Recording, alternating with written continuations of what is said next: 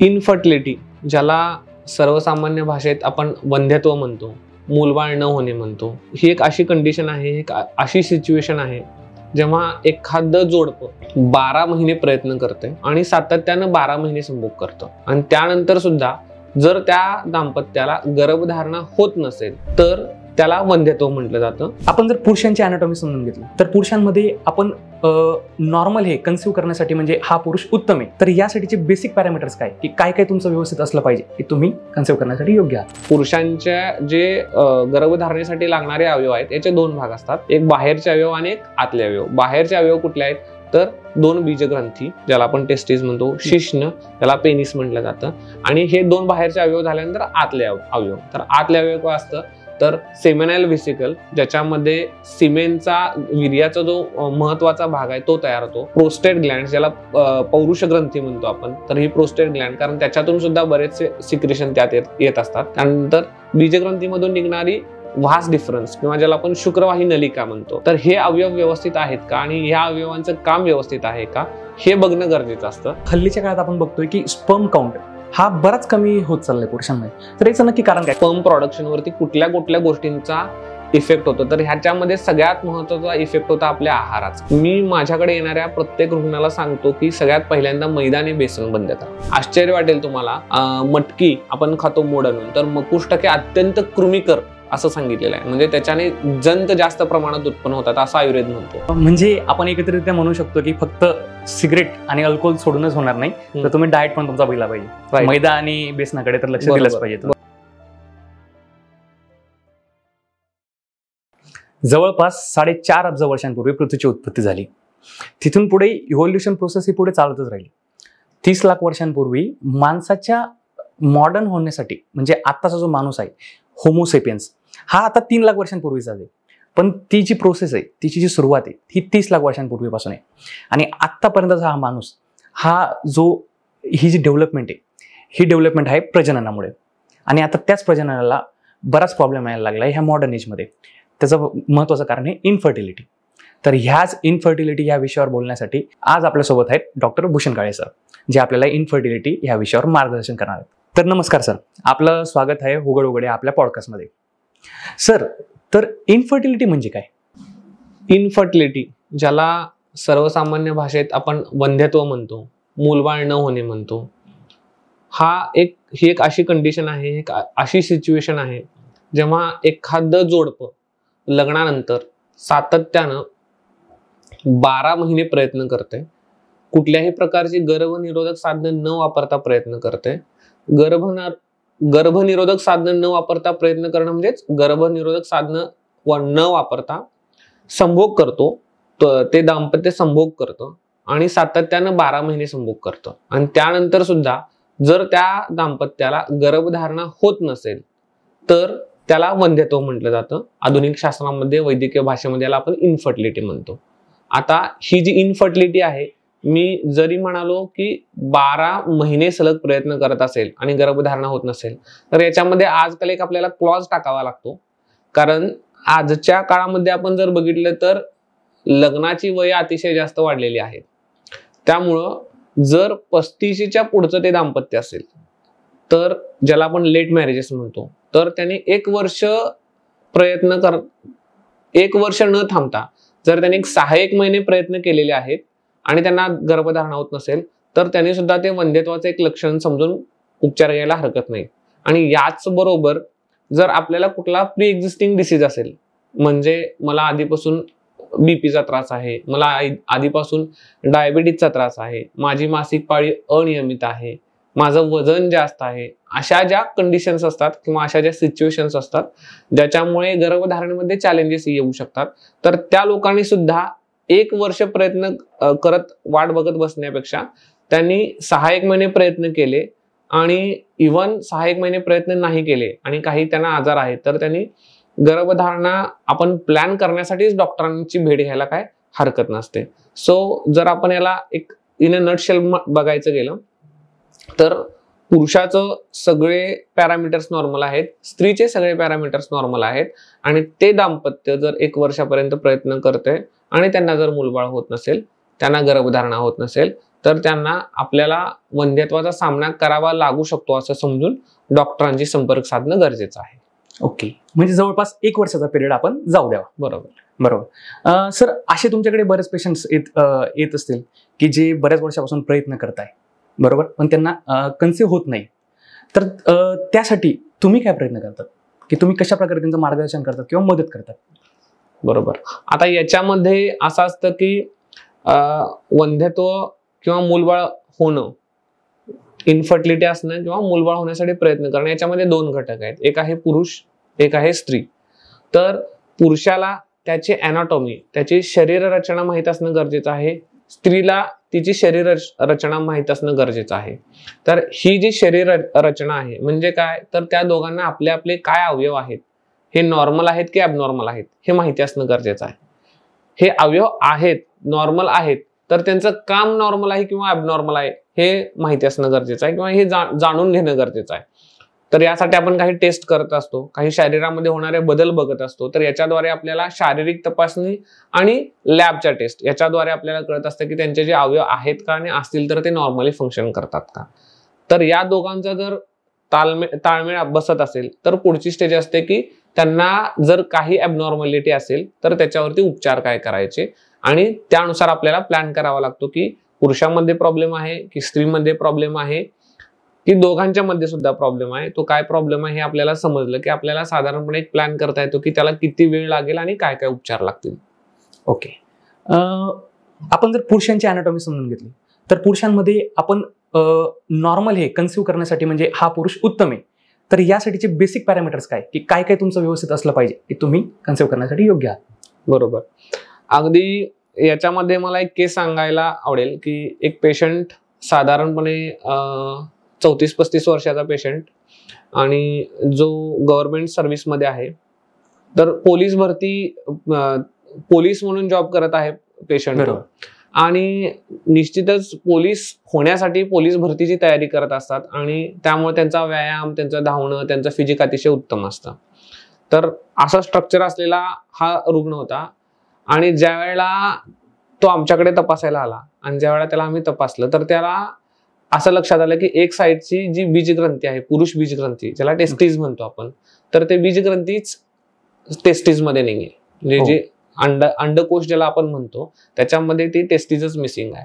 म्हणजे काय, undescended testes rare condition आहे, दुर्मिळ कंडिशन आहे. पण टेस्टीज ज्या वेळेला एखादा बाळ पुरुष म्हणजे ज्या वेळेला एखादा मुलगा आईच्या पोटात वाढत असतो, ज्यावेळेला ते मेल चाइल्ड असतं त्यावेळेला त्याची जे बीजग्रंथी असतात, पुरुष बीजग्रंथी, ते पोटात असतात आणि डिलिव्हरीच्या दरम्यान ते अंडकोशामध्ये डिसेंड होऊन येत असतात, खाली सरकून येत असतात घसरून. तर ही प्रोसेस काही जणांच्यामध्ये इनकम्प्लीट राहते आणि हाच तो रुग्ण होता ज्याच्यामध्ये एका साईडच्या टेस्टिकल मध्ये होत्या, स्क्रोटल सॅक म्हणतो आम्ही त्याला, बीजकोशामध्ये होत्या, पण दुसऱ्या साईडचं जे टेस्टीज होतं किंवा जी बीजग्रंथी होती ती बीजकोशामध्ये आलेलीच नव्हती. तर अशा केसेसमध्ये काय होतं की त्याचा स्पर्म काउंट कमी असण्याची शक्यता होता आणि अगदी हेच त्या पुरुषामध्ये आणि अगदी हेच त्या रुग्णामध्ये सुद्धा झालं होतं की त्याचा स्पर्म काउंट फार कमी होता. आणि स्पर्म काउंट कमी असल्यामुळे, अतिशय कमी असल्यामुळे तो ऑलरेडी डिप्रेशन मध्ये होता ऑलरेडी. कारण आपला स्पर्म काउंट म्हटलं की पुरुषाला थोडंसं हे वाटतं की मी कसा काय जबाबदार, हे आजही आपल्याला बघायला मिळतं. तर ते थोडंसं त्याच्या डोक्यामध्ये टेन्शन होतं. ज्यावेळेला आपण शारीरिक तपासणीला घेतलो त्यावेळेला लक्षात आलं की एका साईडची बीजग्रंथी नाहीये. सोनोग्राफीला लक्षात आलं की अनडिसेंडेड टेस्टीचा पेशंट आहे आणि अनडिसेंडेड टेस्टीज असल्यामुळे त्याला मग आपण निदान केलं की बाबा तुम्हाला या गोष्टी लागतील. साधारणपणे 6-1 महिने आपण उपचार केले. ते दाम्पत्याला आज अपत्य प्राप्ती झालेली आहे, ते दाम्पत्य आज खुश पण आहे. पण अशा पद्धतीनं आपल्याला जावं लागतं की जे आपण पॅरामीटर्स म्हणत होतो की कुठले कुठले पॅरामीटर्स आहेत, तर याच्यामध्ये सगळ्यात पहिला शारीरिक तपासणी करावी लागते. शारीरिक तपासणीमध्ये बीजकोशामध्ये बीजग्रंथी आहेत का, म्हणजे स्क्रोटल सॅकमध्ये टेस्टीज आहेत का बघावं लागतं.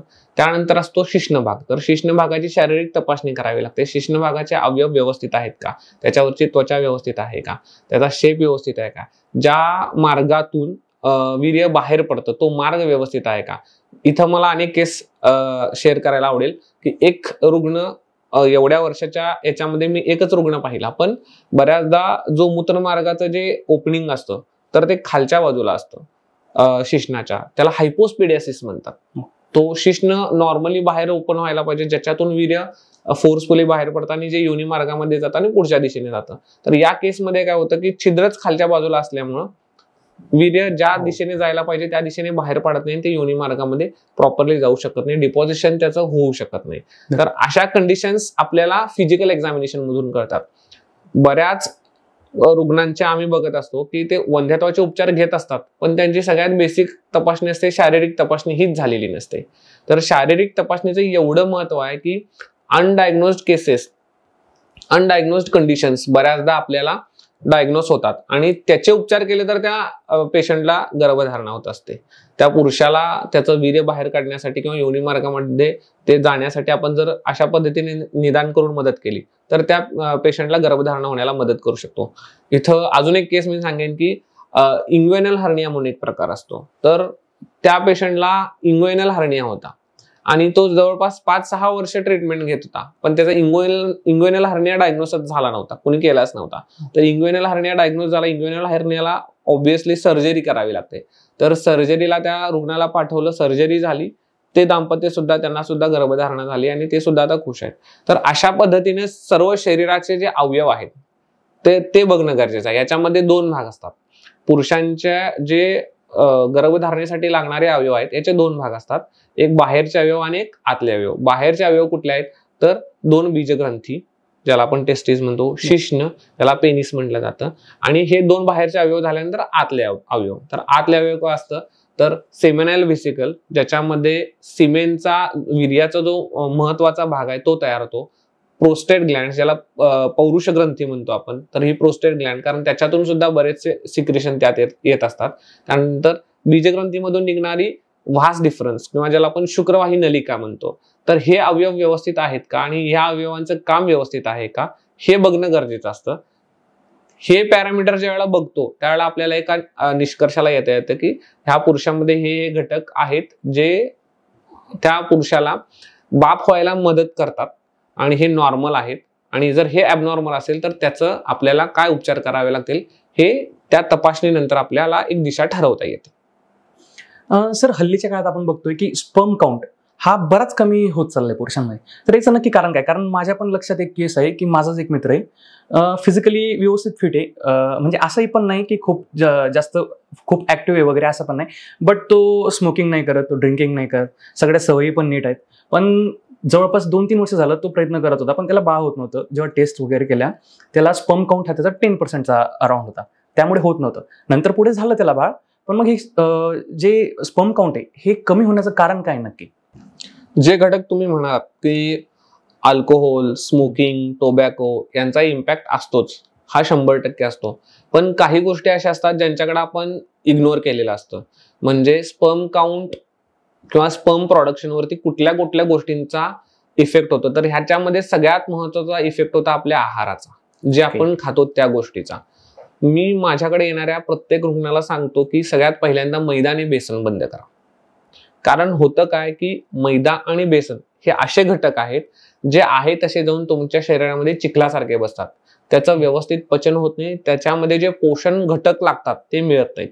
आयुर्वेदामध्ये ज्यावेळेला आपण शुक्र उत्पत्तीची प्रक्रिया बघतो तर आयुर्वेदामध्ये 3 प्रकारचे अग्नी सांगितलेले आहेत, जाठराग्नी, भूताग्नी आणि धात्वाग्नी. तर जाठराग्नीचं काय काम असतं तर जाठराग्नी जे आपण खातोय त्याचं पचन करायला मदत करतो, आणि धात्वाग्नी म्हणजे 7 धातू सांगितलेले आहेत, रस, रक्त, मांस, मेद, अस्थि, मज्जा आणि शुक्र ज्याला आपण आजच्या भाषेमध्ये वीर्य म्हणतो. तर याचं टप्प्याटप्प्यानं पोषण होत जाणं गरजेचं आहे. आता मैदा आणि बेसन खाल्ल्यानंतर होतं काय की ज्या आहारातून आपल्या आहाराचा रसधातू जो शरीरातला पहिला पोषक अंश आहे तोच बनत नाही.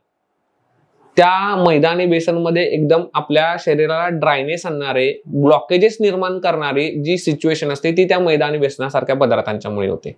तर मैदा आणि बेसन तत्सम घटक कुठले तर आजकाल आपण बघतो चायनीज फूड आहे, आपण पिझ्झा खातो, बर्गर खातो, फास्ट फूड खातो, जंक फूड खातो. तर यांचं काय होतं, ह्यांचा इफेक्ट कसा होतो शरीराला? जर आपण शुक्र धातू बघितला तर शुक्र धातूचे क्वालिटीज किंवा त्याचे गुणधर्म सांगितलेले आहेत सौम्य, शुक्रम सौम्यम म्हणून सांगितलेलं आहे. म्हणजे त्याची कॅरेक्टरिस्टिक जी आहे ती तुपासारखी, दुधासारखी, लोण्यासारखी अशी नाजूक सांगितलेली आहे. पण होतं काय, हे जे आपण सगळं फास्ट फूड, जंक फूड अशा पद्धतीचं खाणं बघतो, तर याच्यामध्ये काय होतं, सगळा कोरडेपणा असतो शरीरामध्ये.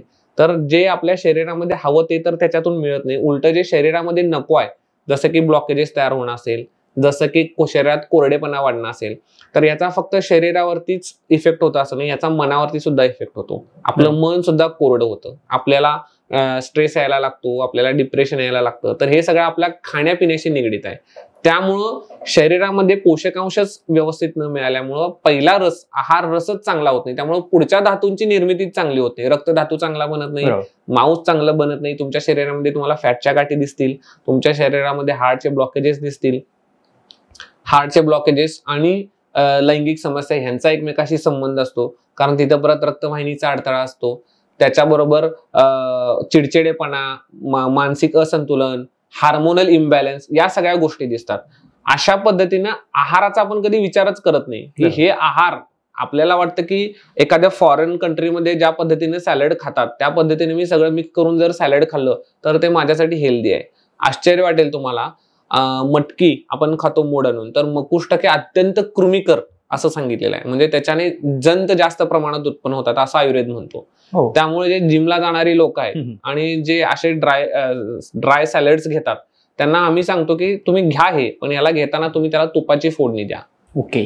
तर ते तुमच्या शरीरामध्ये जे स्निग्ध गुण आहेत, कारण आपण आयुर्वेदाचा ज्यावेळेला विचार करतो या वंध्यत्वाच्या रुग्णांचा, आपण फक्त प्रोटीन्स, कार्बोहायड्रेट्स, फॅट्स या भाषेत नाही बघत, आपण दोष, धातू आणि मल या भाषेत बघतो. आणि ते दिसतंही आपल्याला, कारण जर मटकी खाणारा रुग्ण असेल किंवा हरभरा जास्त खाणारा रुग्ण असेल, आपल्याला बोली भाषेत आपण म्हणतो सुद्धा की हरभरा खाल्ला आणि पोट गॅस धरलं, म्हणजे काय, पोटातला वात वाढलेला आहे, वात बिघडलेला आहे, गॅसेस पास होतात, मोठ्या आवाजाने गॅसेस पास होतात.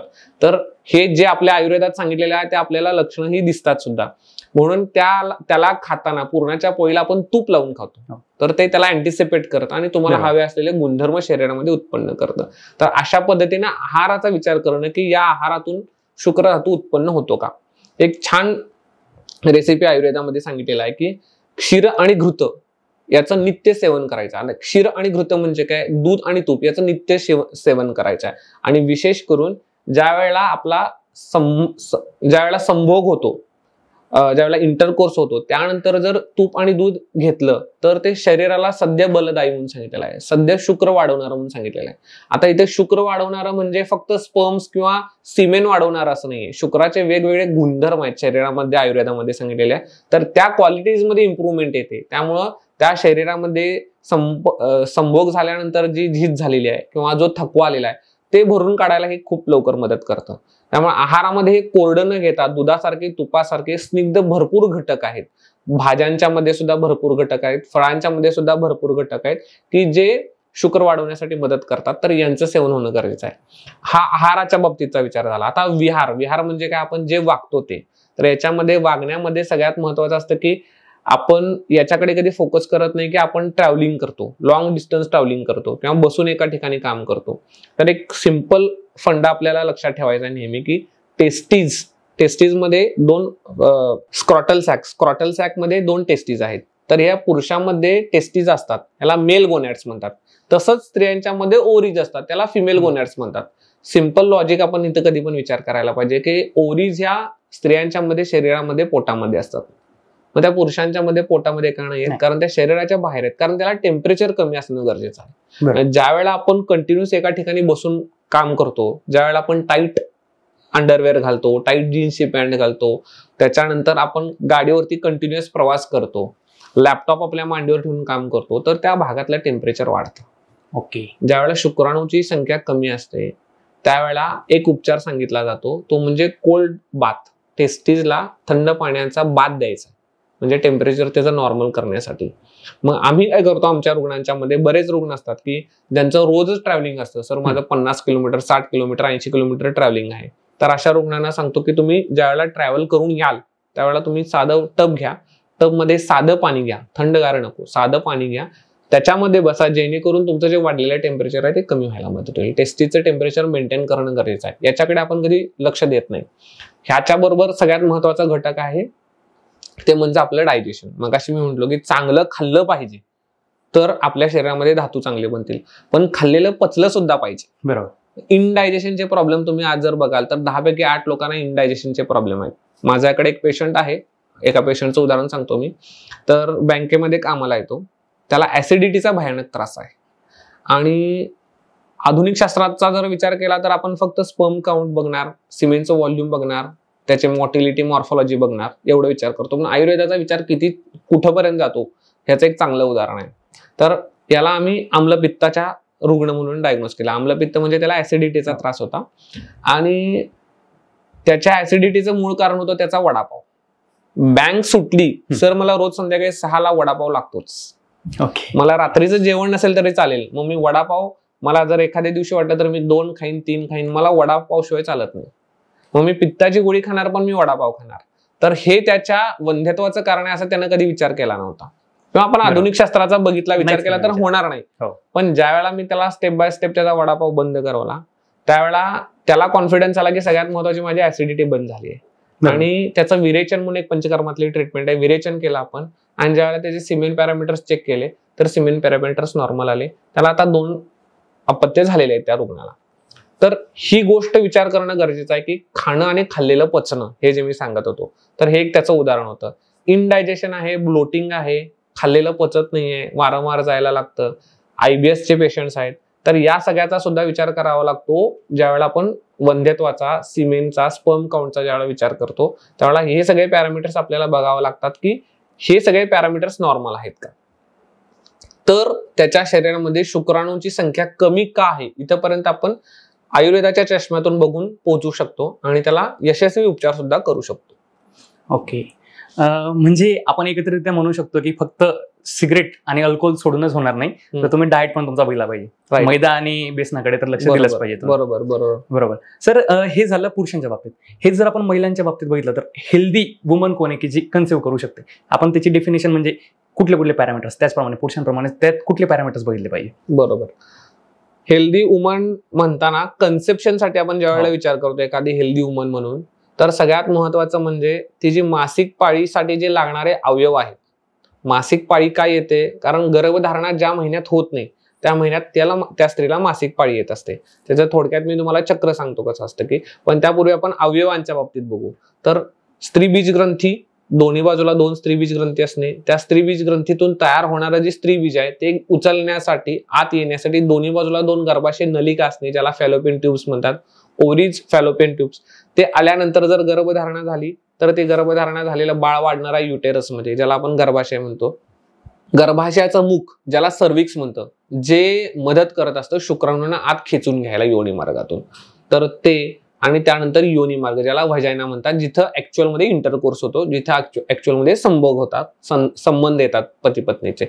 तर हे सगळे मार्ग आहेत का आणि हे सगळे मार्ग नॉर्मल आहेत का हे बघणं गरजेचं आहे. बऱ्याचदा असं होतं की इथं पण मी एक केस सांगेन की कंजेनायटल अजेनेसिस ऑफ ओरी म्हणतात, म्हणजे एका साईडला त्या स्त्रीला ओरीच नाही. ओके. बऱ्याचदा असं सुद्धा होतं की त्या मुलीला मासिक पाळी ज्या वेळेला सुरू झाली त्या पिरियड मध्ये असे केसेस आलेले आहेत. एक मुलगी मला माझ्या गावचीच आहे की त्या मुलीला मासिक पाळी ज्या वेळेला सुरू झाली त्यानंतर तिच्या पोटात दुखायला लागला आणि स्त्रीबीज ग्रंथीला तिला ओरीला गाठ होती, त्यामुळे तिची एका साईडची ओरी काढावी लागली. आता हे पण हिस्ट्री टेकिंग मध्ये बघणं गरजेचं असतं, माहिती घेणं गरजेचं असतं, किंवा तपासणीत हे आपल्याला शोधणं गरजेचं असतं. तर हे सगळे अवयव आहेत का हे सगळ्यात महत्वाचं आहे. हे सगळे अवयव असतील तर हे सगळे अवयव व्यवस्थित काम करतात का, म्हणजे ओव्हरीज मध्ये फॉलिकल्स बनतायत का, ओम मॅच्युअर होऊन येतोय का, फॅलोपियन ट्यूबचा रस्ता जो आहे तो ओपन आहे का, एंडोमेट्रियम जे गर्भाशयाच्या पिशवीमध्ये सगळ्यात आतलं असतं रस्तं, रक्तवाहिनीची गादी म्हणू शकतो आपण, ज्याच्यामध्ये बाळ वाढतं, ते व्यवस्थित बनतंय का.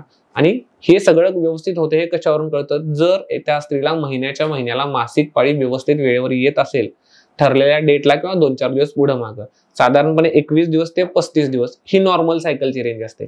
पण जर या दरम्यान तिला मासिक पाळी येत असेल आणि त्यातल्या त्यात जर तिला एखाद्या स्त्रीची 15 तारखेची डेट आहे आणि तिला दर महिन्याच्या 15 तारखेला किंवा 2 दिवस आधी मासिक पाळी येत आहे, तर ते हेल्दी आपण साईन पकडू शकतो गर्भधारणेच्या दृष्टीने. त्या स्त्रीला कन्सेप्शन होणार याची आपण एक खात्री बाळगू शकतो की दर महिन्याला तिला ठरलेल्या वेळेला मासिक पाळी येत आहे. दुसरी गोष्ट आहे की तिचं ओबेसिटी जास्त नाहीये, BMI अतिशय जास्त नसणे, BMI फार कमी पण नाहीये, BMI अतिशय जास्त पण नाहीये, ठीक आहे. त्यानंतर तिची खाण्यापिणे झोपण्याची सवय चांगली आहे, खाण्यापिण्या झोपण्याच्या वेळात सुद्धा तिच्या योग्य आहेत, तर या सगळ्या गोष्टी असतील आणि मासिक पाळी महिन्याच्या महिन्याला येत असेल तर गर्भधारणा होण्याच्या दृष्टीने त्या स्त्रीला आपण हेल्दी स्त्री असं समजू शकतो. ओके सर, आता आपण बघतोय की म्हणजे जवळपास लग्नाचा एज तर सगळ्यांचं वाढलंच आहे. मुली तर 25 वर्षानंतर आता लग्न करायला लागले आणि मुलांचं तर ॲव्हरेज 30 झालंच आहे. तर यामुळे आपल्याला बघायला मिळतं की म्हणजे जवळपास एक 5 मधल्या 2-3 जणांना तरी हा कन्सेप्शनसाठी प्रॉब्लेम येतोच आहे. तर मग याचं नक्की कारण काय? कारण आधी तर असं नव्हतं. आधी तर बरेच आधी लग्न आधी व्हायचं म्हणजे लवकर व्हायचं, पण तरी सुद्धा बऱ्याच उशिरापर्यंत सुद्धा महिलांना बाळ व्हायचे. पण आता एक 25 किंवा 28 वगैरे ओलांडलं तर बाळ व्हायला प्रॉब्लेम यायलाच लागलाय. तर याचं कारण काय नक्की? ह्याच्यामध्ये सगळ्यात महत्वाचं कारण जसं पुरुषांच्या बाबतीत सांगताना सांगितलं ते दोघांच्या बाबतीत लागू होणारा म्हणजे लाईफस्टाईल, बदलणारी जीवनशैली. आता असं झालंय की आधीच्या वेळेला मासिक पाळी आली की पुढच्या 2 ते 3 फार फार तर 4 वर्षामध्ये लग्न होऊन जायचे त्या स्त्रियांची. म्हणजे ज्या वयामध्ये त्या स्त्रीच्या बाळाचं लग्न व्हायचं, म्हणजे एखाद्या मुलगीचं 15व्या-16व्या वर्षी लग्न व्हायचं त्यावेळेला, आणि 18व्या वर्षी आता कायद्यानुसार आपण करतो, तर ती 32-33 वर्षाची असताना तिची मुलगी 16 वर्षाची असायची. बरोबर. आता होतंय काय की लग्नच ते होतंय 32-35व्या वर्षी. त्यामुळे ऑलरेडी जो स्त्रीबीज ग्रंथीतला स्त्रीबीजाचा साठा आहे, अंड्यांचा साठा आहे, तो जसं वय वाढत जाईल तसं तसं कमी होत जातो.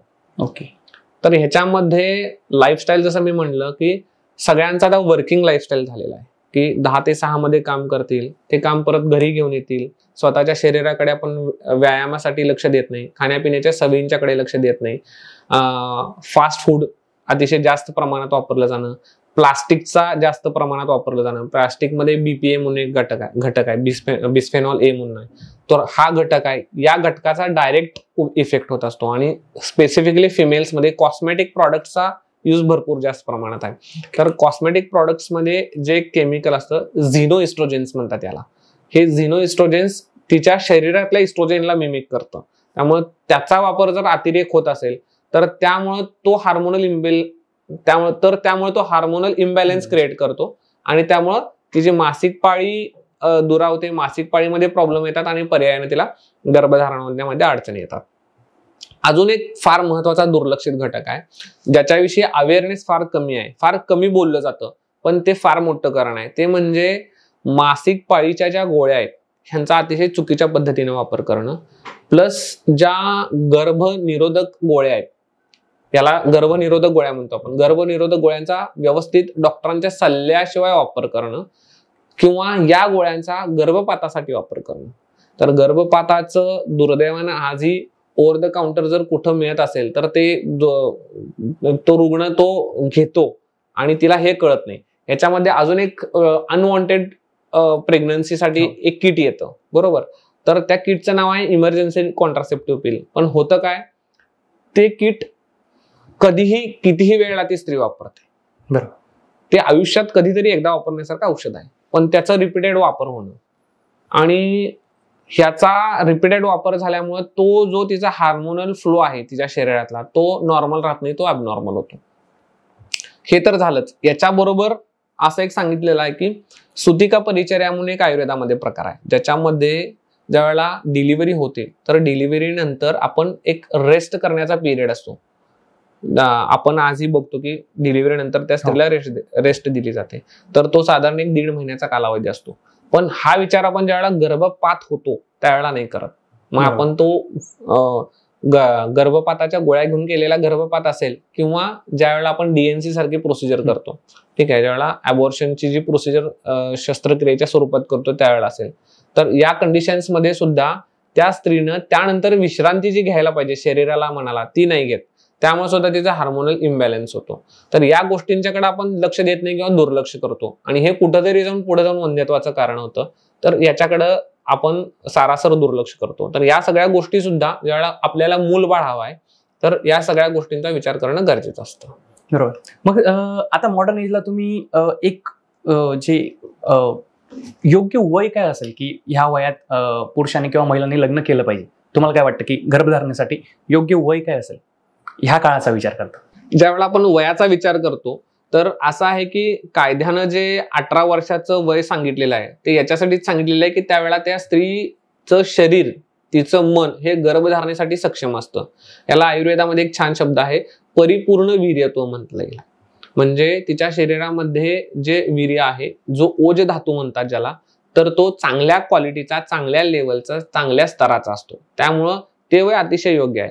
पण जर ते शिक्षण चालू असेल, जर काम चालू असेल, जर जॉब सुरू असेल, तरी सुद्धा जेवढ्या शक्य तितक्या लवकर हे लग्न करणं आणि लग्न झाल्या झाल्या गर्भधारणेसाठी प्रयत्न गरजेचं असतं. कारण आधी 29व्या वर्षानंतर जर गर्भधारणा होत असेल तर त्या स्त्रीला एल्डरली प्रायमी म्हणजे फार उशिरा झालेली गर्भधारणा असं म्हटलं जायचं. आता आता तर त्याच्यानंतर लग्नच त्याच्यानंतर होतात. आणि दुसरी गोष्ट, एक लेटेस्ट रिसर्च नुसार, की लेटेस्ट म्हणजे पण आता हा 10-12 वर्षापूर्वीचा रिसर्च आहे, तर त्याच्यानुसार 27व्या वर्षानंतरच जो अंड्यांचा कमी होण्याचा रेट आहे त्याचा स्पीड फार वाढतो, असा लेटेस्ट रिसर्च आहे. तर त्या 10-12 वर्षापूर्वीच्या रिसर्च नंतर सुद्धा बरेच घटक असे आहेत की जे वाढत आहे. आपल्या हातात नसलेल्या बऱ्याच गोष्टी आहेत, जसं की प्लास्टिक अननोईंगली आपल्याला वापरावंच लागतं. बाहेर गेलो, पिण्याच्या पाण्याच्या बॉटल प्लास्टिक्स मधून येतात, फूड प्लास्टिक्स मधूनच येतात, बरेच असे घटक असतात. त्याच्यानंतर पोल्युशन आपल्या हातात नाहीये, त्याच्यासाठी आपण काय करू शकत नाही. तर यांचा इफेक्ट सुद्धा आपल्यावर होत असतो. तर या सगळ्या गोष्टींचा विचार करता शक्य तितक्या लवकर लग्न करणं गरजेचं आहे. आणि मी तर म्हणतो, ज्या वेळेला मासिक पाळी सुरू होते कुठल्याही स्त्रीला, ठीक आहे, तर तिच्या घरच्यांनी त्या मुलीची मासिक पाळी सुरू झाल्या वयात आल्या सर्व अवयवांची एकदा तपासणी करून घेणं गरजेचं आहे. म्हणजे सोनोग्राफी सारखी टेस्ट असेल तर ती करून घेणं गरजेचं आहे. किमान सगळे अवयव व्यवस्थित आहेत ना हे कळून जातं. ठीक आहे. याच्यामध्ये लग्न न झालेल्या स्त्रियांच्या मध्ये शारीरिक तपासणीला बरीचशी बंधनं असतात. त्यामुळं सोनोग्राफी सारखी गोष्ट आहे तर ती तिथं जर आपल्याला लक्षात आलं की मासिक पाळी थोडीशी अनियमित होते आणि आपण सोनोग्राफी केली आणि पीसीओडी सारखी लक्षणं आली, तर तिथंच आपल्याला तिची लाईफस्टाईल आपण चांगली बनवू शकतो, तिचं खाणं पिणं वागणं व्यवस्थित ठेवू शकतो, तिला चांगल्या व्यायामाच्या सवयी लावू शकतो. आता याच्यामध्ये अजून एक स्त्रिया करतात की वेट लॉस साठी झुंबा करतील, ते जिम लावतील, ते रनिंग करतील, ते सायकलिंग करतील. तर हे आयुर्वेदाच्या परिभाषेतून जेव्हा आपण बघतो तर हे साहस या परिभाषेमध्ये जातं. साहस म्हणजे काय, आपल्या ताकदीच्या जास्त प्रमाणात बाहेर जाऊन करणं. तर हे नेहमी लक्षात ठेवायला पाहिजे की थोडंसं फॅट हे आपल्या शरीरात असणं गरजेचं आहे. थोडंसं फॅट मी याच्यासाठी म्हणतोय की फॅट पासूनच आपले हार्मोन्स जे बनत असतात शरीरामध्ये, त्यासाठी फॅट्स गरजेचं आहे. त्यामुळे आयुर्वेदाची जी औषधं आहे ती तेलाच्या द्वारे, तुपाच्या द्वारे दिली जातात, कारण ते फॅट वरती जाऊन त्यांना काम करायचं आणि हार्मोन्सला नॉर्मलला आणायचं आहे. तर त्यामुळं मला 0 फॅट करायचं आहे, 0 फिगर करायचा आहे, मला डंबेल उचलायचे आहेत, मला जिम मध्ये व्यायाम करायचा, असं नाहीये. कारण स्त्रियांचं मासिक पाळीचं चक्र किंवा स्त्रियांच्या शरीराचं चक्र हे 28 दिवसाचं आहे. याच्या अगेन्स्ट जर पुरुषाचं शरीराचं चक्र बघितलं तर हे 24 तासाचं आहे. पुरुषाच्या शरीरामध्ये 24 तासामध्ये वेगवेगळे व्हेरिएशन्स येत असतात. त्याची टेस्टोस्टेरॉनची नॉर्मल लेवल पहाटे चांगली असते, सकाळी चांगली असते, नंतर दिवसभरामध्ये त्याचं चक्र बदलतं. तसं स्त्रियांच्या बाबतीत नाहीये. पुरुषामध्ये ज्या वेळेला संभोग होतो त्यानंतर त्याची टेस्टोस्टेरॉनची लेवल जाते, प्रोलॅक्टिन आणि ऑक्सिटोसिन येतात आणि तो रिलॅक्स होऊन जातो. त्यामुळे तो दुसऱ्यांदा संबंध लगेच नाही ठेवू शकत. असं पुरुषाच्या हार्मोनचं चक्र आहे. याच्या उलट स्त्रियांचं तसं नाहीये. स्त्रियांचं बरोबर याच्या विरुद्ध आहे किंवा ह्याच्यापेक्षा वेगळं आहे असं म्हणू आपण. तर हे 28 दिवसाची सायकल, आणि या 28 दिवसाच्या सायकलमध्ये ज्या वेळेला ब्लिडिंग होतं त्या 4 दिवसात होणारा हार्मोन्सचा इफेक्ट आणि चढाव उतार हा वेगळा आहे. पुढच्या 12 दिवसामध्ये, पुढच्या 14 दिवसामध्ये म्हणेन मी, तर जोपर्यंत ओव्युलेशन होतं, अंड बाहेर पडतं, तोपर्यंत होणारा हार्मोन्सचा इफेक्ट किंवा त्याची लेवल वेगळी आहे. आणि एकदा अंड बाहेर पडलं तर त्याचं काम काय, गर्भधारणा होणं. तर त्या गर्भधारणेला सपोर्ट होणारा 3ऱ्या टप्प्यातला हार्मोन्सची लेवल ही वेगळी आहे. त्यामुळे सगळ्याच गोष्टी आपण पुरुषासारख्या करायला गेलो तर कुठेतरी आपल्या शरीरावरती आपण अत्याचार करतो आणि त्याचे दुष्परिणाम आपल्याला भोगायला लागतात. त्यामुळं स्त्रियांनी व्यायाम करायचा आहे, पण कुठला करायचा आहे, आम्ही व्यायाम सांगतोच, पण मी स्त्रियांना सांगतो की ज्या दिवशी मासिक पाळी सुरू होते आणि ज्या दिवशी मासिक पाळी बंद होते या 4 दिवसामध्ये शक्य तेवढी विश्रांती करा. आपण अजून एक नवीन कल्चर आता येताना बघतोय, जे आपले पूर्वज आपले करायचे, की मेन्स्ट्रुअल लीव्ह हा कन्सेप्ट फॉरेन कंट्रीज मध्ये येतोय. तर तो त्यांचा आहे आणि आपण इम्प्लिमेंट करायचा असं नाहीये. आपल्या आजोबांच्या पंजोबांच्या काळात जर आपण बघितलं तर त्या स्वतःहून घरात विश्रांती द्यायची त्या स्त्रीला. तर तो आता कन्सेप्ट येतोय. तर याच्याबरोबर मी त्या पेशंटला काय सांगतो की तुम्ही इंटेन्सिटी हळूहळू वाढवा. आणि जसे पिरियड्स आले की ती व्यायाम पूर्ण बंद ठेवा. तर कुठला व्यायाम करायचा आहे? तुम्ही सूक्ष्म व्यायाम करा, तुम्ही सूर्यनमस्कार करा, तुम्ही योगासन करा आणि तुम्ही प्राणायाम करा. 2/4 मध्ये हा व्यायाम होतो आणि याच्यासाठी कुठेही बाहेर जायला लागत नाही. याच्यामध्ये आपलं वेट कंट्रोल होतं, आपलं हार्मोनचं रेग्युलेशन होतं, आपली तहान भूक चांगली राहते आणि आपलं शरीराचं आणि मनाचं दोन्हीचंही संतुलन अतिशय व्यवस्थित राहतं. त्यामुळे अशा पद्धतीचा व्यायामाचा अवलंब करणं या कंडिशन्समध्ये आपल्याला गरजेचं असतं, जेणेकरून आपल्याला फर्टिलिटीला सुद्धा हेल्प होते. ह्या तर झाल्या सर बाकीच्या बाहेरच्या गोष्टी. पण स्ट्रेसचा आता डे टू डे लाईफमध्ये जे तणाव जो वाढलाय, म्हणजे वर्कलोड असेल किंवा मग वेगवेगळे तुमचं आता सायकोलॉजिकली पण खूप आता लोक डिस्टर्ब असायला लागलेत, तर त्याचा तुमचा म्हणजे सेक्स लाईफवर किंवा मग तुमच्या गर्भधारणेवर कशा प्रकारे परिणाम होतो? निश्चितच ज्या वेळेला स्ट्रेस अतिशय जास्त प्रमाणात वाढतो त्यावेळेला शरीरामध्ये 2 प्रकारचे हार्मोन आहेत, ज्याला कॉर्टिसॉल आणि ॲड्रेनालिन म्हणतात. तर हे हार्मोन वाढतात आणि जशी ही जी हार्मोनची जी सायकल आहे तर ही मण्यांच्या माळेसारखी आहे. जर एखादा मणी आपण उचलला तर ती पूर्ण माळ डिस्टर्ब होऊन जाते. तसं एखादा हार्मोन डिस्टर्ब झाला तर तो बाकीच्या हार्मोन्सला डिस्टर्ब करतो. स्पेसिफिकली स्त्रियांच्या मध्ये याचा रोल जास्त असतो, कारण हार्मोनल सायकल दर 28 दिवसाची आहे आणि ते थायरॉइड असेल, हा स्ट्रेसमुळे वाढणारा ॲड्रिनल किंवा कॉर्टिसॉल असेल, तर हे बाकीच्या हार्मोन्सना डिस्टर्ब करतात आणि त्यामुळेच त्या स्त्रीचं ओव्युलेशन नीट होणार नाही, त्या स्त्रीचं मानसिकता चांगली राहणार नाही, त्या स्त्रीमध्ये गर्भधारणा होण्यामध्ये अडचणी येणार, त्या स्त्रीच्या ओव्हरऑल जीवनशैलीमध्ये आपल्याला वेगवेगळे चढाव उतार आपल्याला बघायला मिळणार, मानसिकता चांगली नसण्यामुळे. त्यामुळे स्ट्रेसचा हा दोन्ही गोष्टींच्यावरती इफेक्ट राहतो. एक तर ओव्युलेशन वरती, ज्याच्यामुळे गर्भधारणा होत नाही, आणि दुसरं तिच्या सेक्शुअल लाईफ वरती. बरोबर. तर याच्यामध्ये आयुर्वेद सुद्धा असंच सांगतो की आपलं मन चांगलं असणं गरजेचं आहे. ह्याला सौमनस्य हा शब्द आलेला आहे की पतीचं आणि पत्नीचं मनाची पातळी एका लेवलला असणं गरजेचं आहे. तर एका लेवलला असण्यासाठी तो स्ट्रेस तिचा कमी असणं गरजेचं आहे. आता ज्या वेळेला स्ट्रेसचा विचार करतो, स्ट्रेस बऱ्याचदा कामाचा तर असतोच, पण बऱ्याचदा बिनकामाचा पण स्ट्रेस घेतात. म्हणजे एखाद्या सिरियलमध्ये काय चाललंय त्याचा स्ट्रेस सुद्धा त्या स्त्रीला, त्या मुलीला असतो, असं सुद्धा बऱ्याचदा बघायला मिळतंय. म्हणजे त्या इतक्या इमोशनल होतात, त्या इतक्या इमोशनल होतात की त्याचा इफेक्ट होतो. आणि त्याचा इफेक्ट कसा होतो ते सांगतो मी तुम्हाला. सगळ्यात महत्वाचं होतं असं की आजकाल सवय आहे मुलींना, स्त्रियांना जेवताना टीव्ही बघायची, सिरियल बघत बघत जेवायची. तर त्यांच्या हे लक्षात येत नाही की तो जो सिरियल बघत आपण जे जेवण करतोय त्याचा इफेक्ट आपल्या शरीरावरती कसा होतोय. निगेटिव्ह गोष्टींचा इफेक्ट तर होतच असतो, पण ज्या वेळेला एखादी बॅड न्यूज आपल्या कानावरती पडते त्यावेळेला जे आमाशय आहे, तर आमाशय म्हणजे ज्याला आपण स्टमक म्हणतो, त्याचं आकुंचन पावतं, तर ते कन्स्ट्रिक्ट होतं आणि साधारणपणे त्याला 3 तास लागतात परत व्यवस्थित ओपन व्हायला. तर अशा परिस्थितीमध्ये जर एखादा ट्रेनचा डब्बा भरलेला आहे किंवा दरवाजा बंद आहे आणि जबरदस्ती आपण घालून आज चेंगराचेंगरी करतोय, तशी त्या आमाशयाची अवस्था होते. त्या आपल्या अन्न नलिकेतनं जे आपण अन्न ढकलतो, ते सिरियल बघत मी त्या टेन्शनमध्ये, त्या स्ट्रेसमध्ये आहे, माझ्या शरीरामध्ये हार्मोनची पातळी डिस्टर्बड आहे आणि त्याच्यात मी जे खातोय तर त्याच्यामधनं जे अन्नाचं मगाशी जे म्हणालो आहारातनं जो रस चांगला व्हायला पाहिजे, जे दोष चांगले उत्पन्न व्हायला पाहिजेत, जे धातू चांगले उत्पन्न व्हायला पाहिजेत, ते होत नाही. त्यामुळे हा बिनकामाचा ताण आहे की मी सिरियल बघत जेवतोय. म्हणून मी सांगतो की माझ्या रुग्णांना हा एक सल्ला मी नेहमी देतो, बोलत जेवायचं नाही, टीव्ही बघत जेवायचं नाही, मोबाईल बघत जेवायचं नाही, मांडी घालून खाली बसायचं, जेणेकरून आपल्या भारतीय जी बैठक आपल्याला सांगितलेली आहे त्याच्यामध्ये आपल्या पाठीचा इनडायरेक्टली व्यायाम होतो, पायांचा इनडायरेक्टली व्यायाम होतो. ही आजकाल आपली सवय मोडलेली आहे. आणि ज्यावेळेला आपण एकत्र बसून विथ फॅमिली बसून जेवण करायचं आहे तर त्याच्यामुळे आपली एकमेकाची बॉन्डिंग सुद्धा सुधारते. तर हा एक स्ट्रेस कमी करण्यासाठी याचा उपयोग होतो. ज्यावेळेला आपण विथ फॅमिली जेवण करण्यासाठी बसतो भारतीय बैठकीने, तर त्याचा हार्मोनल इम्बॅलन्सच्या पेशंटमध्ये मी आवर्जून सांगतो की एकत्र बसणे, मोबाईल बघायचा नाही. आणि विशेष करून अजून एक महत्वाची टिप असते, सकाळी उठल्यानंतर आणि रात्री झोपताना 1-1 तास मोबाईल जवळ घ्यायचा नाही. झोपायची वेळ फिक्स पाहिजे. तर स्ट्रेस लेवल आपण चांगल्या पद्धतीने मॅनेज करू शकतो. कारण मी जसं सिरियलचं सांगितलं तसं मोबाईल जर उघडला तर तो सुद्धा बिनकामाचा स्ट्रेस आपल्या शरीरामध्ये भरपूर जातो, आपल्या माइंडला माहित नसतं. आणि ह्यात सगळ्यात महत्वाचं स्ट्रेसमध्ये अजून एक गोष्ट नेहमी आपल्याला लक्षात घ्यायला पाहिजे की आपण रात्रीचं जे जागरण आहे ते अवास्तव रात्रीचं जागरण टाळलं पाहिजे.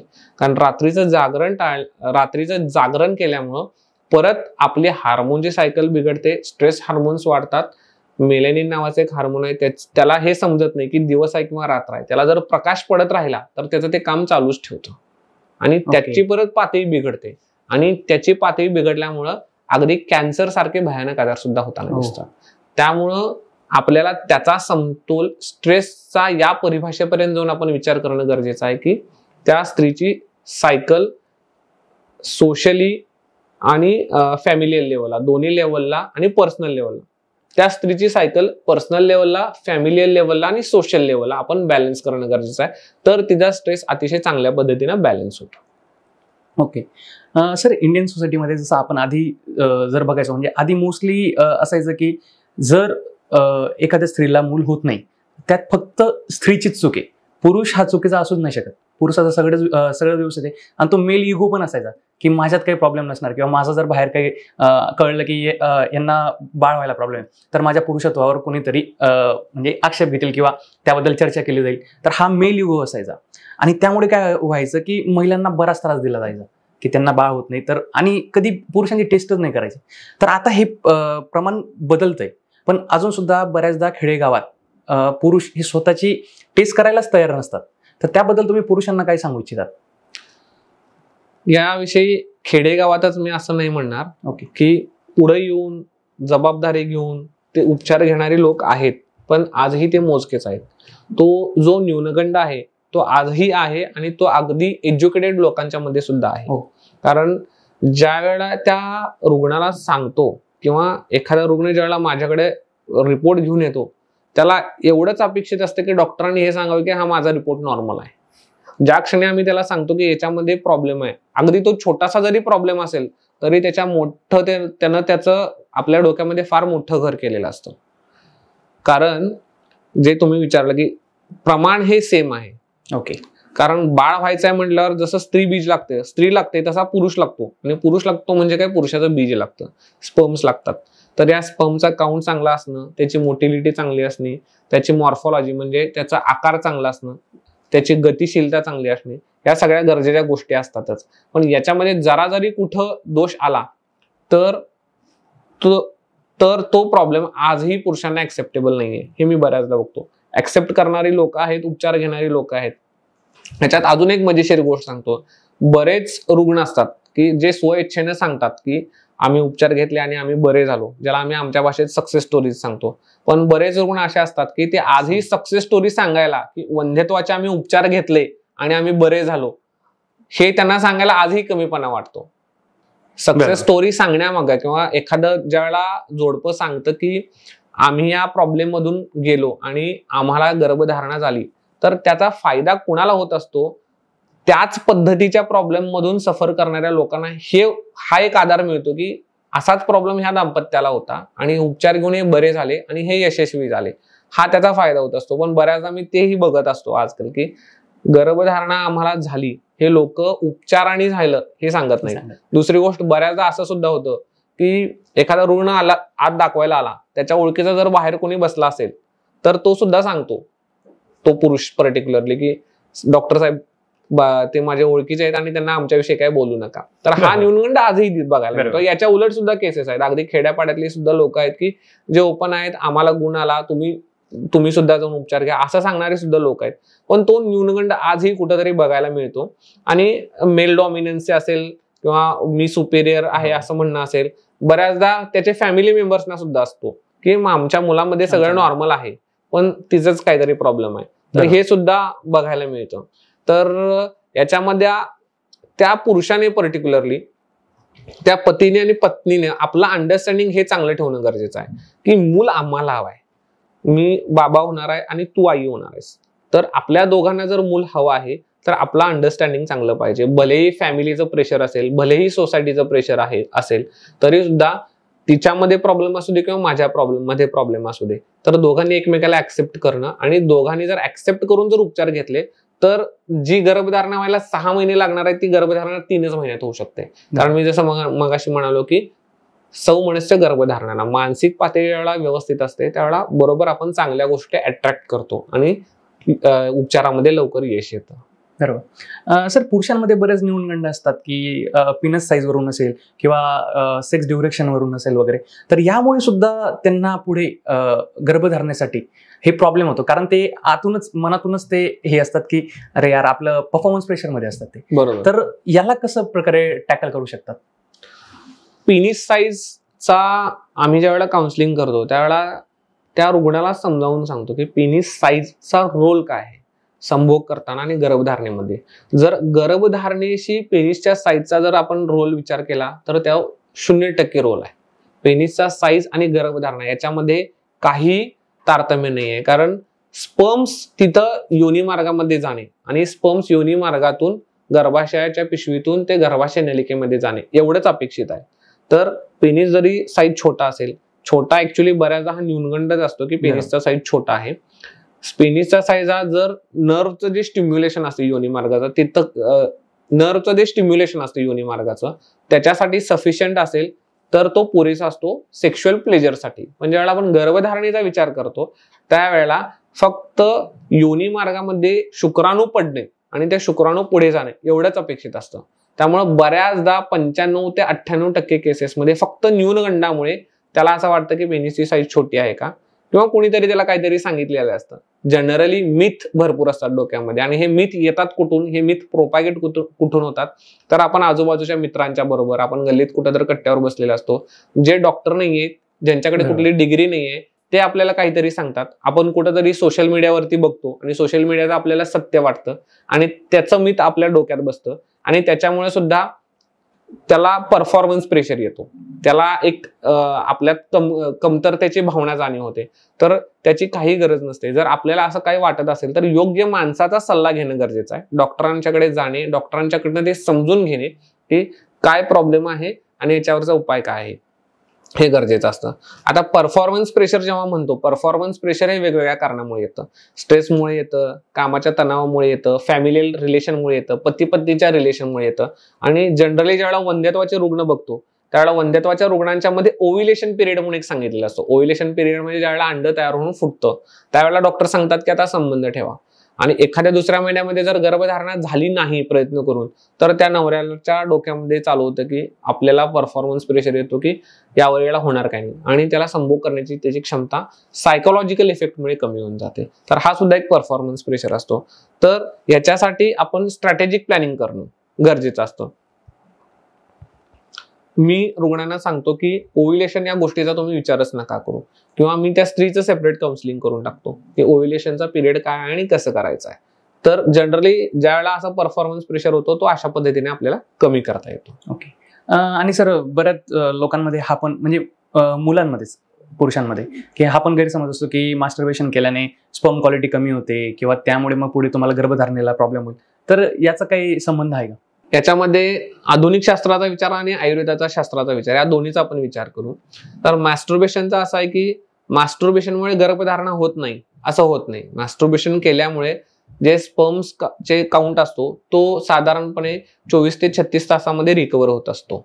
त्यामुळेच ज्यावेळेला गर्भधारणेसाठी रुग्ण येत असतात वंध्यत्वाचे त्यावेळेला 1 दिवस आड त्यांना प्रयत्न करायला सांगितलेला असतो. त्यामुळे 36 ते 48 तासामध्ये ही रिकव्हरी अतिशय चांगल्या पद्धतीने होत असते.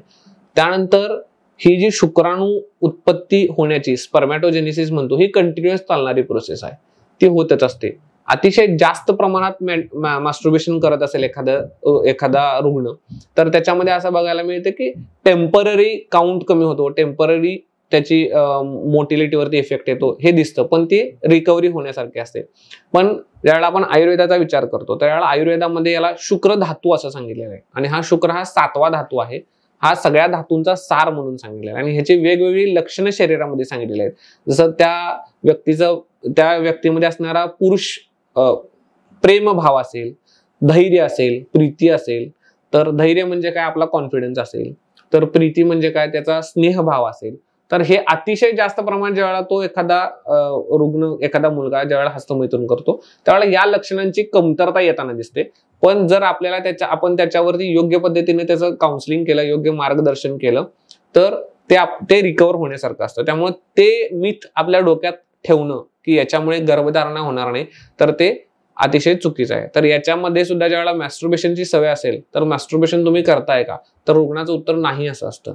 पण त्याला सुद्धा ज्यावेळेला आपण स्ट्रॅटेजिकली जातो त्यावेळेला त्याला कम्फर्टेबल करतो आणि ज्यावेळेला आपण त्याला ओपन अप करतो त्यावेळेला बरीच लोक सांगतात की हो सर मॅस्टर्बेशनची सवय आहे, पण त्याची भीती पण कुठेतरी असते, त्याचा गिल्ट पण कुठेतरी असतो लोकांच्या डोक्यामध्ये आणि त्यामुळे सुद्धा त्याला परफॉर्मन्सवरती इफेक्ट होत असतो. आणि हे कव्हर करणं सुद्धा थ्रू काउन्सिलिंग आणि थ्रू मेडिसिन्स पॉसिबल आहे. आपल्या सोसायटीमध्ये आपण बघतो की सेक्स हा अजूनही टॅबू कन्सेप्ट आहे. तर हे किती गरजेचं आहे की सेक्स एज्युकेशन हे शाळेत दिलं पाहिजे. त्यामुळे कसं हे जे बेसिक प्रॉब्लेम आहे हे तरी पुढे विद्यार्थ्यांना येणार नाही. म्हणजे त्यांना त्या कमी वयातच त्याची जेव्हा म्हणजे त्याबद्दल शिक्षण दिलं जाईल तर त्याचा प्रॉब्लेम हा त्यांना पुढे ज्या वेळेस हे छोटे छोटे प्रॉब्लेम येतील तेव्हा ते त्यांच्या मनात ती गोष्ट राहणार नाही की अरे यार याचं उत्तर काय आहे किंवा आपण डॉक्टरकडे कन्सल्ट केलं पाहिजे का.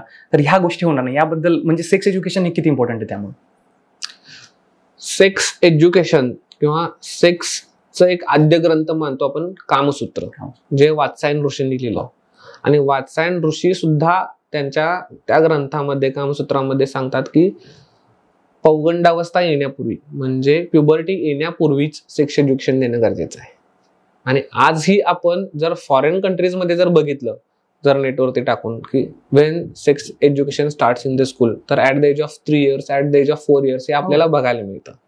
तर इथं लोकांच्या डोक्यामध्ये कसं असतं की सेक्स एज्युकेशन म्हणजे काय, तर सेक्स एज्युकेशन म्हणजे हे नाहीये की जे तुमचा परफॉर्मन्स वाढवायला मदत करतं किंवा तुम्हाला काहीतरी चुकीचं शिकवतं. तर ते हे शिकवतं की आपण बिहेव कसं करायला पाहिजे, आपली वर्तवणूक कशी पाहिजे आणि याच्यासाठी कोणत्या कोणत्या गोष्टी गरजेच्या आहेत. त्यातल्या सगळ्यात महत्वाच्या गोष्टी ज्या आपण वंध्यत्वासाठी लागणाऱ्या बघितल्या की शरीराच्या अवयवांची जाणीव असणं गरजेचं आहे, शरीराचे अवयव माहीत करून देणं गरजेचं आहे.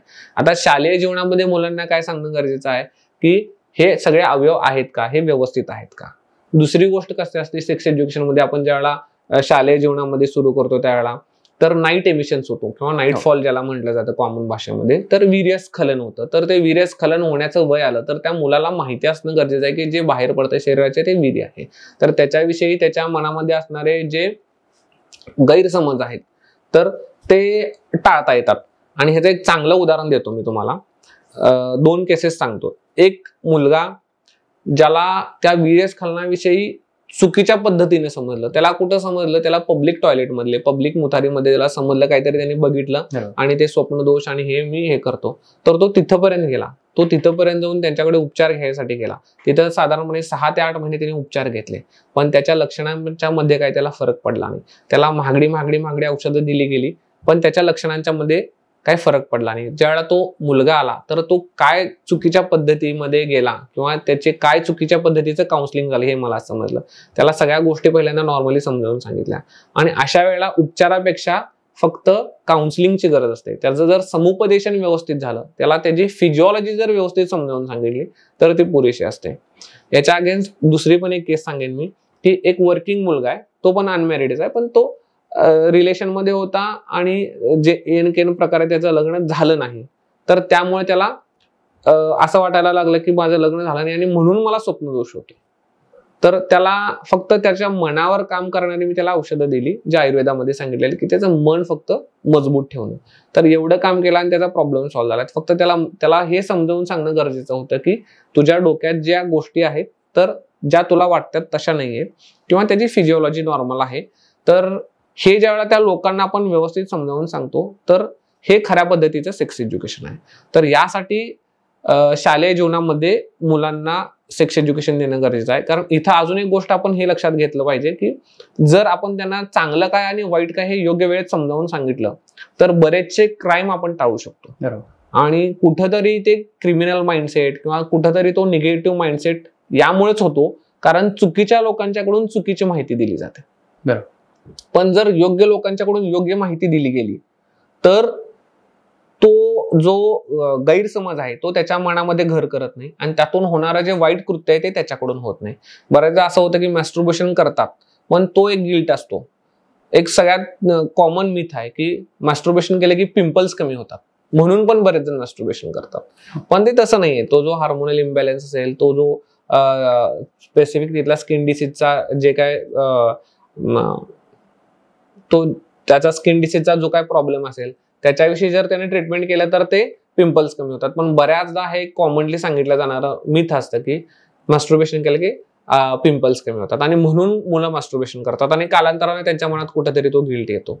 तर ह्या सगळ्या गोष्टी त्याला व्यवस्थित सांगण्यासाठी, जसं आपण नेहमी म्हणतो की त्या मातीला जसा आपण आकार देऊ तशी ती मूर्ती घडते, तर तशा पद्धतीनं हे सेक्स एज्युकेशन असंच आहे की ते सेक्स एज्युकेशन सगळ्यात खरं म्हणजे ज्यावेळेला मुलं वयात येतात, लहानाचे मोठे होतात, ते घरातूनच सुरू झालं पाहिजे. आपण काय करतो की एखादी टीव्हीवरती कॉन्डोमची जाहिरात आली तर ते लगेच चॅनल बदलतो, पण त्याच्याविषयी ज्यावेळेला आपल्याला लक्षात येते की हे आता मुलाला समजते, तर त्याच्याविषयी त्याला योग्य पद्धतीने सांगणं आणि ते योग्य पद्धतीने योग्य माणसाकडून सांगणं, हे जे आहे यालाच सेक्स एज्युकेशन म्हणतात.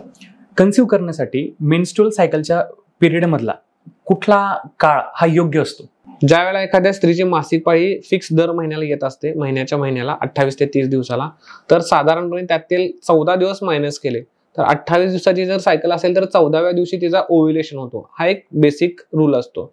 तर साधारण 10 ते 16 या दिवसाच्या दरम्यान जर एक दिवस आड त्या दाम्पत्याने संभोगाद्वारे प्रयत्न केले तर गर्भधारण होण्याची शक्यता वाढत असते, कारण तो तिचा ओव्ह्युलेशनचा पिरियड असतो. याच्या उलट जर 25 दिवसाची सायकल असेल तर 11व्या दिवशी ओव्ह्युलेशन होईल, किंवा 30 दिवसाची सायकल असेल तर 16व्या दिवशी ओव्ह्युलेशन होईल. तर याच्यासाठी ते ओव्ह्युलेशनचं ट्रॅकिंग जे आहे, तर हे ओव्ह्युलेशन ट्रॅक करणं गरजेचं असतं. पण हे ओव्ह्युलेशन ट्रॅक न करता जर गर्भधारण करायचे असेल तर आपण या पद्धतीने करू शकतो. आम्ही काय करतो, एखादं जर खेड्यातलं रुग्ण असेल, त्याला आता हे ओव्ह्युलेशन, त्याला मासिक पाळीची डेट समजत नाही, त्यांना मी छोटं 20 रुपयाचं कॅलेंडर आणायला सांगतो, जे पॉकेट कॅलेंडर असतं, आणि त्याच्यावरती आम्ही त्यांचे मार्क करून घेतो, ब्लिडिंगचे डेज किती आहेत ते. जे ब्लिडिंगचे डेज आहेत तिथून आपण त्यांना कॅल्क्युलेट करून देतो की या तारखेला आपल्याला एक दिवस आड आपल्याला प्रयत्न करायचा आहे, किंवा या दिवसानंतर तुम्ही संभोग कंटिन्यू चालू ठेवा. सो दॅट त्यांना सांगणं सोपं पडतं. त्यांना काय ऍप वापरता येत नाही, त्यांना ट्रॅकिंग करता येत नाही, तर अशा केसेसमध्ये आपण अशा पद्धतीने मदत करत असतो. त्यामुळे गर्भधारणा जर व्हायची असेल तर 10 ते 16 दिवस हा गोल्डन पिरियड आपण म्हणू शकतो. ओके सर, तुम्ही आता एवढ्या वर्षांपासून प्रॅक्टिस करताय, हजारो पेशंट्सला तुम्ही मदत केली, तर तुम्ही पेशंट्सला एक बेसिक काय गोष्टी सांगू शकता की ज्याची त्यांनी काळजी घेतली तर एक त्यांना हा प्रॉब्लेम तर येणार नाही, म्हणजे डॉक्टरला कडे कन्सल्ट करायची पण आवश्यकता भासणार नाही, म्हणजे बेसिक गोष्टी की ह्या तुम्ही केल्या पाहिजे? याच्यामध्ये एक गोष्ट असते ज्याला दिनचर्या म्हणतात. तर दिनचर्या म्हणजे काय, आपण सकाळी उठल्यापासून रात्री झोपेपर्यंतच्या गोष्टी, आणि या दिनचर्यामध्ये काही ज्या आपल्याला गरजेच्या किंवा सोयीच्या गोष्टी आहेत त्या आपण फॉलो करतो, जसं आंघोळ करणं असेल, दात घासणं असेल. तर याच्या पुढे जाऊन बऱ्याच गोष्टी आहेत. योग्य वेळेला जेवण असेल, सूर्य असतानाच आपल्याला जेवण केलं पाहिजे, म्हणजे आपल्या अन्नाचं पचन चांगलं होतं. तर याच्यामध्ये सगळ्यात महत्वाचा व्यायाम आहे. व्यायाम प्रत्येक पुरुषांना आणि स्त्रियांनी दोघांनी सुद्धा व्यायाम केला पाहिजे. आता व्यायाम करताना सकाळी उठल्यानंतर, पोट साफ झाल्यानंतर रिकाम्या पोटी व्यायाम करणं गरजेचं आहे. मी कुठेतरी दुपारी 4ला व्यायाम करतोय, रात्री 2ला जाऊन, 10ला जाऊन, 9ला जाऊन मी जिम मध्ये जाऊन व्यायाम करतो, एसी लावून व्यायाम करतो, या गोष्टी न करता आपण, मी मगाशी म्हणालो तसं घरच्या घरी 2x4 मध्ये सुद्धा आपण योगासनं, प्राणायाम, सूक्ष्म व्यायाम या पद्धतीचा व्यायाम करायला पाहिजे. भूक लागल्यानंतर जेवायला पाहिजे. लाईफस्टाईल मध्ये चेंजेस आणताना फास्ट फूड, जंक फूड हे टोटली अवॉइड करायला पाहिजे. आपलं जर बायोलॉजिकल क्लॉक म्हणतो आपण ज्याला, ते जर आपण व्यवस्थित खाण्यापिण्या आणि वागण्यातून सेट केलं तर हार्मोनल इम्बॅलन्स होत नाही आणि गर्भधारणा व्हायला मदत होते.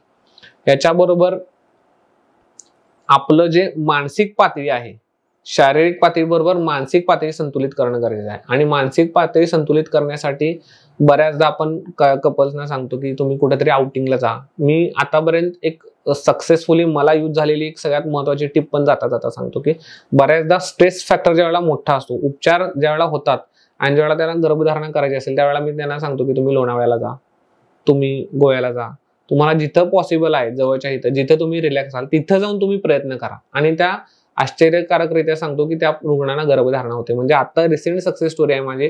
लंडनचं कपल आहे, म्हणजे भारतातलंच कपल आहे, पण ते लंडनला हजबंड जॉबला आहेत आणि ते ज्यावेळेला इकडे आले, 6 महिने त्यांच्या वाईफची इकडे येते येण्यापूर्वी ट्रीटमेंट चालू होती, आणि ते आले ज्या वेळेला ओव्ह्युलेशन झालं त्यांना सांगितलं की तुम्ही कुठेतरी फिरायला जा. ते हे झाले, आता साधारणपणे 5वा-6वा महिना त्या स्त्रीला चालू आहे. तर असा फायदा होतो ज्या वेळेला आपण मानसिक पातळी सुद्धा संतुलित करतो. त्यामुळे शारीरिक पातळी संतुलित करणं, मानसिक पातळी संतुलित करणं, याच्यासाठी दिनचर्या म्हणून आहारात दिनचर्या आयुर्वेदात सांगितलेली आहे, ती फॉलो करणे. दिनचर्याबरोबर अजून एक भाग असतो पर्टिक्युलरली स्त्रीने फॉलो करायचा, रजस्वला परिचर्या. रजस्वला म्हणजे काय, मेन्स्ट्रुअल सायकलच्या वेळेला तिने काही गोष्टी फॉलो करायला पाहिजे, ज्याच्यामध्ये अतिशय व्यायाम न करणं आलं, ज्यामुळे धावण्यासारख्या, पळण्यासारख्या, उड्या मारण्यासारख्या गोष्टी न करणं आलं, शरीराला पूर्णपणे विश्रांती देणं आलं, मनाला विश्रांती देणं आलं. त्यामुळे काय होतं, किंवा त्यावेळेला टॉयलेटला जाणं, लघवीला, संडासला जाण्याची जी वेळ असते, तर ह्या वेळा पाळणं आलं, त्या न तटवता योग्य वेळेला जाणं आलं. तर या सगळ्या गोष्टींचं जर आपण पालन केलं तर एक व्यवस्थित रिसेट जे आपल्याला अपेक्षित आहे आपल्या जीवनामध्ये, आपल्या हार्मोनल सायकलमध्ये आणि मेन्स्ट्रुअल सायकलमध्ये, ते आपण चांगल्या पद्धतीने अचीव्ह करू शकतो. धन्यवाद सर, आपण इथे आलात आणि आपल्या दर्शकांना आपलं अनमोल ज्ञान शेअर करून बरीच त्यांच्या ज्ञानात भर घातली. याची नक्कीच दर्शकांना मदत होईल. धन्यवाद. धन्यवाद.